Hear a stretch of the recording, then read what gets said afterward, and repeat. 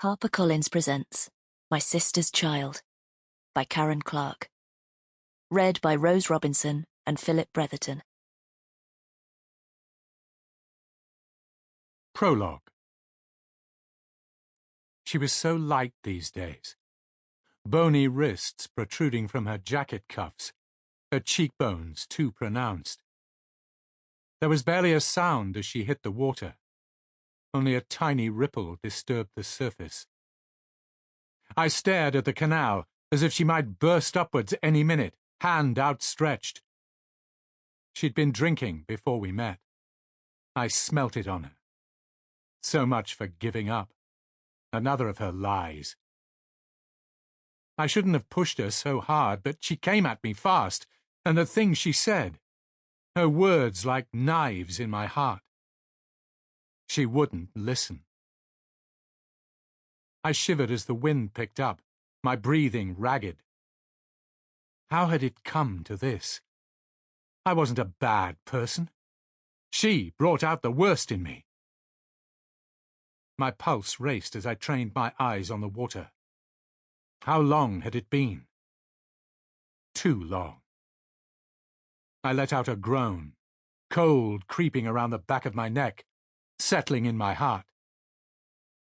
I recalled the cruel curl of her lips, the way her eyes had gleamed, caught in a streetlight, before she tipped backwards.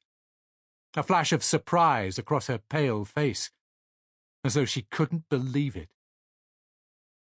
Emotion exploded across my chest. Turning, I pushed my hands in my coat pockets to stop them shaking, and half ran from under the bridge, up the steps to the road, crashing shoulders with someone coming the other way. "Watch where you're going," I muttered, keeping my head down, resisting the urge to glance over my shoulder as I hurried on.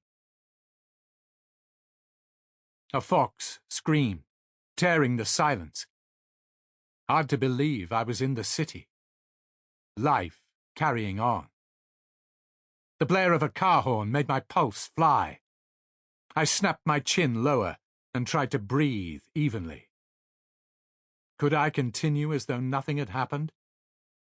I had to, or it would all be for nothing, and I couldn't live with that. It was for the best.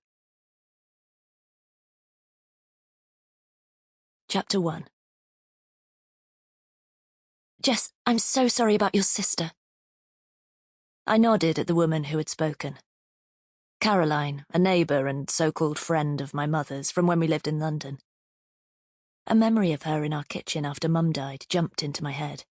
Her lips clamped to Dad's. Thanks, I murmured. Voices ebbed and flowed in the pub around me. Dad was at the bar looking like a wreck, talking quietly to Uncle Denny. Not a real uncle. Dad didn't have siblings, but a childhood friend and frequent visitor to our home over the years. I should go to Dad, but felt incapable of leaving the leather chair where Adam had settled me, handing me a measure of medicinal brandy before taking Noah into the garden. He doesn't like everyone being sad. Adam's dark eyes had searched mine from behind his black-framed glasses. Will you be all right? I nodded, feeling oddly detached. Now I craned my head and looked through the window to where Adam had created goalposts using his jacket and Noah's red jumper. He'd adopted a goalkeeper's crouch, arms spread as he waited for Noah to kick a scruffy football. Noah would be 6 in a couple of months, a November baby. Watching my robust boy, his brown curly hair a little too long, I felt tears burning my eyes.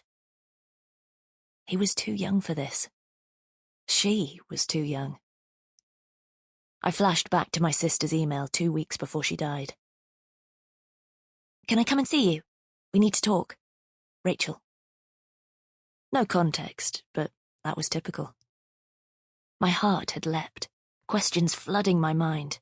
Filled with an unnamed dread, I replied, yes. When? She hadn't responded. It was the last time I heard from her. Dragging my gaze back, I scanned the bar of the bland London pub where we'd gathered for refreshments, chosen for its proximity. Sample complete. Ready to continue?